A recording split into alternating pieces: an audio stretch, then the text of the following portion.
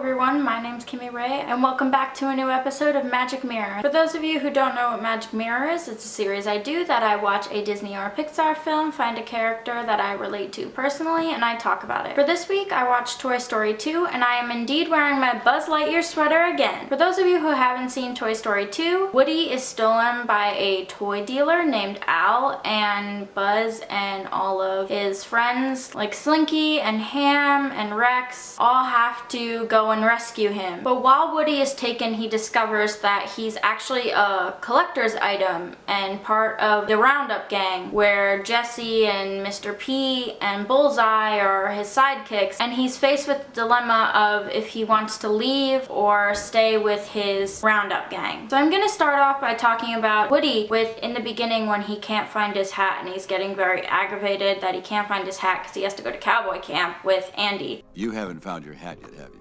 No! And Andy's leaving for cowboy camp any minute, and I can't find it anywhere! Now, no, I don't go to cowboy camp and I don't wear a cowboy hat. But when I lose things and I don't know where I put them or I can't find them, I get extremely aggravated. I panic. And the other person I related to, very, very minuscule relation, but was Al. Al says, I can't believe I have to drive all the way to work on a Saturday. All the way to work! My man Al. I relate to you, buddy, because I hate going to work on a Saturday. Now, I don't drive, I have to take public transportation to where I work, but I still hate it. And the person that I related to the most in Toy Story 2 was Jessie. Jessie is one of the few characters that we kind of understand why she is the way she is because of her backstory. And as a character, she's afraid of the unknown, she's afraid of the future, and afraid of what's going to be happening in her life because she's had prior bad things happen to her. And she finds it really hard to find trust in people because she trusted somebody before and they broke her trust and it tore her apart. Jessie had an owner and she felt like she was loved and had everything that she could ever imagine. But eventually she was forgotten about and was thrown to the side and given away. Because of that, she doesn't want to open herself up to getting hurt again. At the end of the movie, you know, she becomes strong and is able to trust Woody with him saying, you know, you're gonna be taken care of, you're gonna have somebody who loves you and plays with you. Turning from somebody who can't trust anyone, who's scared of the future, who doesn't know what's gonna happen and, you know, doesn't open up to people, to somebody who says, hey, you know, I'm gonna take this chance and open myself up to being loved again. I relate to Jessie because I was always scared of letting myself experience new things. I didn't want to let myself be hurt again.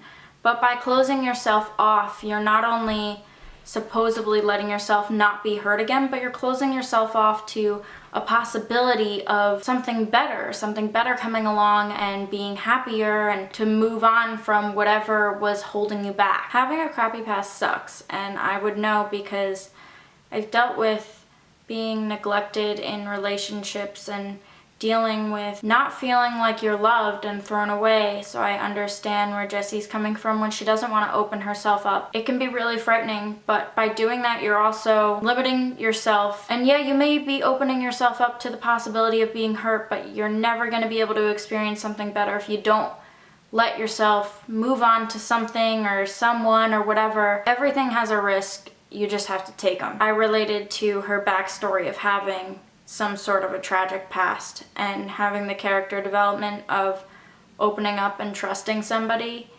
It took me years to fully trust someone who loves me, and I'm glad I opened myself and gave myself that opportunity. I would have hated just living in fear for the rest of my life. But that's all I have for you guys today. I hope you enjoyed it. I know the end of this video took a little turn and got serious. So like this video if you enjoyed it, and subscribe to my channel if you want to see me talk about more Pixar or Disney films, or if you want to hear me talk about other things. I put a video out every single Friday. And buttons are right down there to like and subscribe. Don't forget to do it. And let me know in the comment section down below if you relate to any of the things that I talked about, or if you relate to any of the other characters in Toy Story 2. And I will see you guys next time.